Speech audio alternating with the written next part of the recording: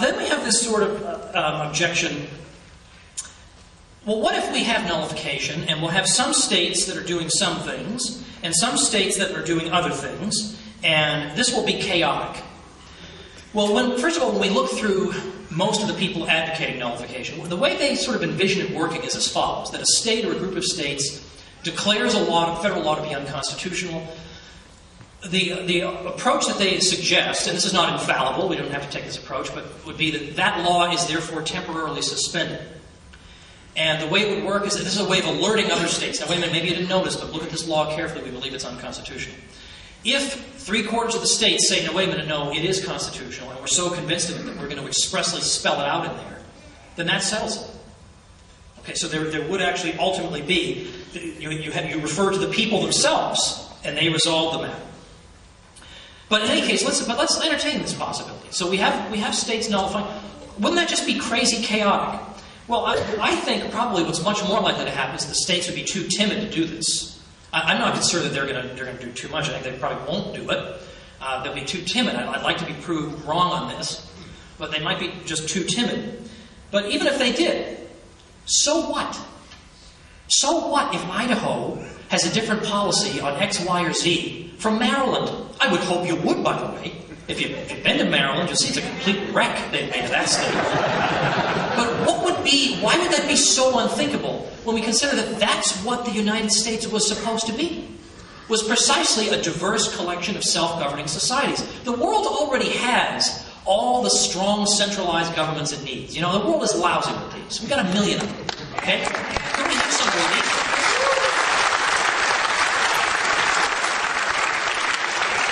You could move to Canada, you could move to France, and you'd find, to your heart's content, you'd have all the centralized government you want, but maybe there could be some respite from it somewhere in the world. What's the big problem if people do things differently? Now, we should be having these arguments, the progressives and the liberals and the conservatives and the libertarians, we should be talking with each other face to face.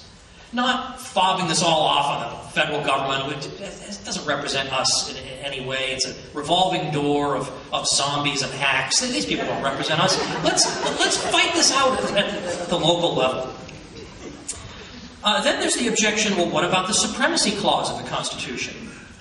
Doesn't the supremacy clause say that this Constitution and laws in pursuance thereof shall be the supreme law of the land? So doesn't this prove, as we hear repeatedly again and again until I'm about to commit an atrocity, I'm hearing it so many times, that federal law trumps state law?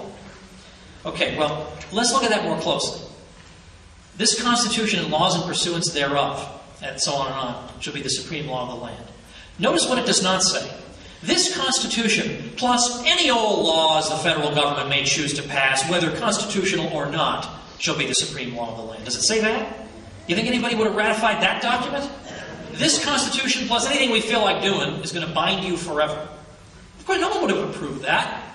So this is getting too far ahead of us to say that a constitutional law is binding on everybody. Well, that's not what the supporters of nullification are disputing. In fact, they expressly say that. We're not disputing it. The question is the law constitutional in the first place? That's the argument. Now, again, I don't wish to suggest that all objections to this are silly and unfounded.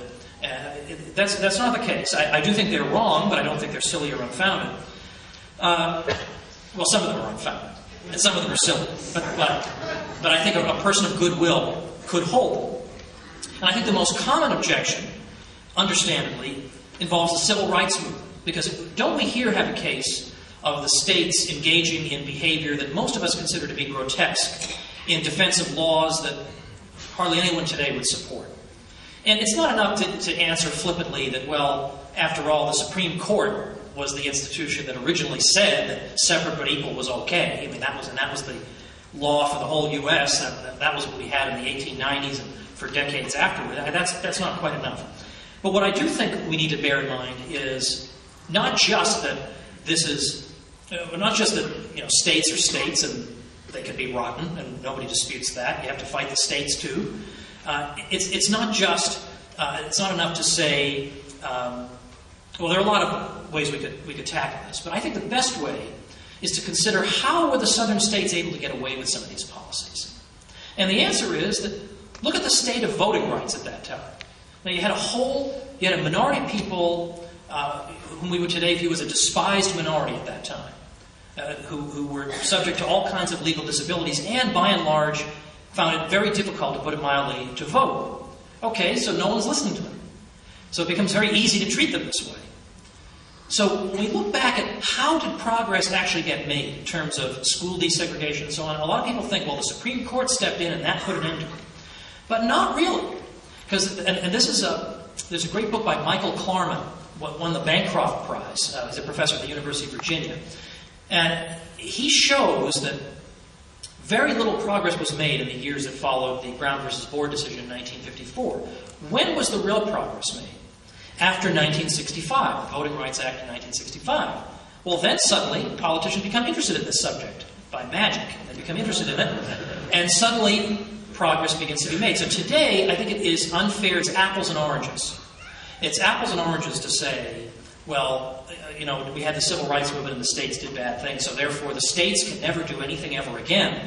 If that were true, then the federal government would be prohibited from ever doing anything ever again, because the federal government was protecting slavery and all these other things in the past. But it's that today, we don't have this problem. And in fact, moreover, not only do we not have this problem, if we look at the demographic trends of the past quarter century, what are they? Blacks have been moving to the South. They haven't been moving away. They've been moving back to the South. Overwhelmingly, they've been moving to the South. And, I mean, I've got a lot of anecdotal evidence about that. I lived in Auburn, Alabama for 4 years. And we found that race relations in Alabama were much better than when we lived in New York for a long time. And it was like ice. I mean, it was unbelievable. Whereas we moved to Alabama, we'd go out for dinner with one of our kids, and we'd have a black couple would come to us and say, "You have a lovely child." And we would talk. That would not have happened in New York. It was unbelievable. Wow. I was told that, you know, down here in Alabama, everybody's mean and everybody hates her. You know, it's not fair to assume that everybody is still frozen in Birmingham 1963. That is not fair. There are other people in the South. There are different people in the South. We can't keep using them as the great punching bag of America. Especially given the progress that's been made. And I say, moreover, that if you look at the polls that have been taken, the South is the only section of the country in which a majority of blacks polled say they believe they are treated fairly. So things have changed. It's 2010 now. Where are the threats to our liberties and our prosperity most likely to come from these days? I don't think it's from the states. That's not to say the states are infallible. Oh boy, I am very far from saying that. But finally on this point, and one hesitates to play the Hitler card, because it is played all too often, but I'm going to play it anyway, just why not? And that's this. It's just not because I'm saying, believe me, I am not saying anybody who disagrees with me is just like Hitler. Don't you hate that? Like, I mean, people throw out Hitler all the time because somebody disagrees with them on some trivial thing. I am not saying people are like Hitler. What I am saying is, I think it's worth wondering why Hitler held a particular view. And it's worth noting that if you read Hitler's Mein Kampf, which I'm sure most of us don't really flip through most of the time, but if you did, you would come across in there. He actually has a section where he talks about states' rights, the powers of the states as a check on the federal government. And he denounces them. He says, no, this is terrible. We've got to get rid of this. We've got to totally get rid of this idea that there are sovereign states that can stand up to the central government. No. Well, of course he's going to say that. He's Hitler. Why wouldn't he say that? He wants to impose the Nazi ideology on the whole country. What does he care about some crummy state boundary? So of course he's going to say that. Every tyrant who ever lived says that.